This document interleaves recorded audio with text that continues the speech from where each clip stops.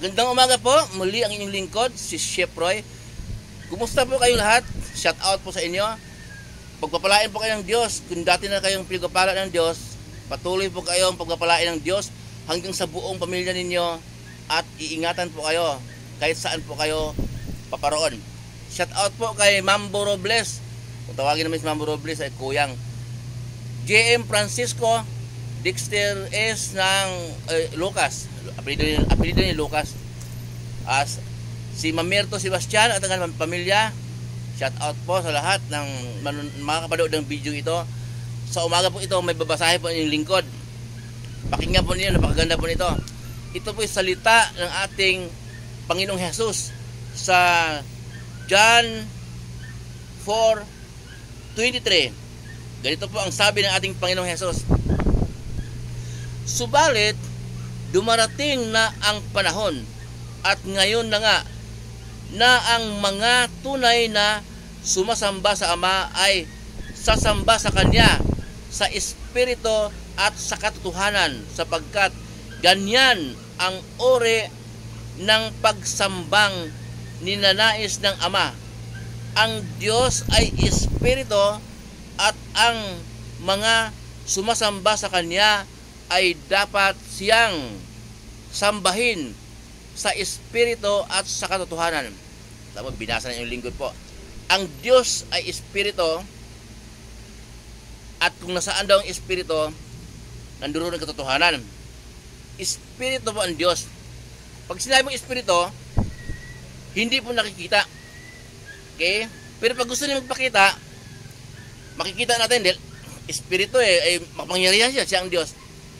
Nauna pang binanggit yung lingkod na si Jesus ay Diyos din. Anak ng Diyos at Diyos din. Nagkatawang tao po siya para po magkaroon ng dugo. Kasi ang dugo po niya, mahalaga, yun po ang maghuhugas sa ating mga kasalanan. Yun ang maghuhugas sa ating karumihan. Kasi kung hindi siya magkatawang tao, wala pong dugo. Kailangan din ng magkatawang tao para magsalita bilang tao kasi mangangaral sa tao. Hindi pwede yung Espiritu magsalita sa punong kahoy, di matatakot yung mga tao. Pero ang Diyos Ama po, Espiritu. Kung saan ang Espiritu, nandoon ang katotohanan. Kaya po, yan ang nais, binasa yung lingkod, yan ang nais ng Ama, na ang tunay na mananamba sa Kanya ay sasamba sa Espiritu at sa katotohanan.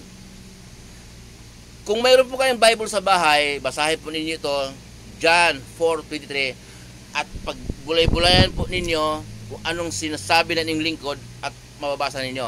Maliwanag po dito na ang pagsamba sa Diyos ay sambahin siya sa Espiritu at katotohanan. Ano ibig sabihin po noon? Paliwanag yung lingkod. Hindi na po kailangan harta sa rebulto. Ayaw nga ng Diyos ng rebulto eh. Doon siya nagkaroon ng yung mga galit niya. Isa po yun sa pinagbubulan ng galit niya. Pero kahit na hindi sumasamba sa rebulto naman, may galit yan din sa mga nangalunya ka, nagnanakaw ka, pumatay ka ng tao, naninira ng kapwa mo. Galit din sa'yo ang Diyos. Pero isa yun sa pinagbulan ng galit ng Diyos, yung mga sumasamba sa rebulto. Kaya po dito po, sambahin natin ang Diyos sa Espiritu at sa katotohanan. Okay?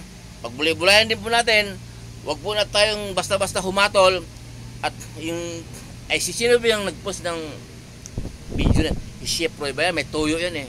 Wag po ba, pakinggan po muna natin ang mga sinasabi ko at yung binabasa ko na ang Diyos ay Espiritu. Kung nasaan ang Espiritu, nandoon yung katotohanan. Naalala po ninyo yung hari po na si Hari Ezekias, yung sinabi niya ng propeta na mamamatay ka na, hindi ka nagagaling sa iyong sakit. Okay? Ipagbilin mo sa iyong mga opisyal ang yung ari-arian para maayos. Bago mamatay man lang maayos. Mamamatay ka na kasi humarap siya sa dingding, hindi po sa rebulto. Pag harap sa dingding, nanalangin siya. Hindi pa nakakalayo yung propeta nagsabi sa kanya. Sinabi ng Diyos, balikan mo nga si Haring Ezekias. Sabihin mo na, narinig ko ang iyong panalangin at nakita ko yung pagluha o paggalingin kita. Bigyan pa kita ng 15 years. Okay? Kaya po, manalangin po tayo na hanapin muna natin ang espiritu. Paano? Yung hindi muna natin guluhin ang ating puso't isip. Okay? Manalangin muna tayo sa Diyos. Sambahin po natin siya sambahin po natin sa espiritu at katotohanan. Kailangan yung lugar na sulo natin, yung mapayapa,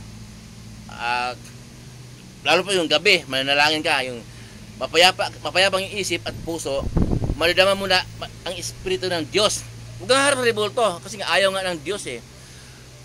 Hindi rin tinuturo ni Jesus yan, na haharap ka sa rebulto. Basta manalangin ka sa Diyos Ama, gamit ang pangalan ni Jesus. Kaya po, ang binabasa ninyong lingkod, kung nasaan ang espiritu, nanduroon ang katotohanan. Ang Diyos ay espiritu. Kaya manalangin po tayo na yung puso't isip natin nandoon sa Kanya, hindi tayo humarap sa rebulto. Yun po ang ibig sabihin ng binabasa na yung lingkod. Kaya po, ito po, ipaliwanag ko lang po ng maayos na. Bakit po ba ako nag-post ng ganito sa cellphone, sa Facebook, sa YouTube? Kasi po, sinabi ng ating Panginoong Jesus na titipunin niya ang kanyang mga tupa. Ang ibig sabihin ng tupa, mga mananampalataya. At para magkaroon ng isang kawan at isang pastol. Si Jesus po ang pastol. Ang ibig sabihin ng salitang yon sa John 10, wala pong lumalago sa pananampalataya na nag-iisa. Kaya po, ako nasa work, nag-isa lang naman ako dito. Yung mga iba kong mga kasama kasi ayaw ng pag nagbabasa ako ng Bible, umiiwas. Pag nagsalita ako, umiiwas din tungkol sa salita ng Diyos. Kaya, nag-isa ako dito, sinishare ko po. Kaya nga nag-shout out po ako eh. Kaya, kasi kinukuha attention ninyo bago ako magsalita ng salita ng Diyos. Kaya, marami po namang mga nanonood, viewers po na maabot ng 1,000 mahigit. Kahit na 50, so may nagko-comment din naman, kaya hindi po nag-iisa. Counted po yon dahil si Pablo nga sa loob ng kulungan sumulat sa Galacia, sa Corinto at sa Colosas, sa Roma. Hanggang ngayon po mababasa po natin ang sulat ni Pablo, pinapasulat ng Diyos. Kaya ako po naman, nakikita niyo yung bukal ng bibig ko at saka sinasabi ko yung verse. Basahin po ninyo yung verse na binabasa ko at pagbulay-bulay po ninyo yung paliwanag ko kung tugma ba. At pwede po kayo mag-comment, kaya counted po yon. Counted po yon sa sinasabi ng Diyos. At hindi ko po ito masabi kung walang banal na espiritu na nanguna sa akin. Hindi ko po maipaliwanag to. Kaya kong basahin, pero hindi ko po maipaliwanag kung walang banal na espiritu na nanguna sa akin. Hindi po lahat kasi ng tao pinagkalooban ng Diyos ng banal na espiritu.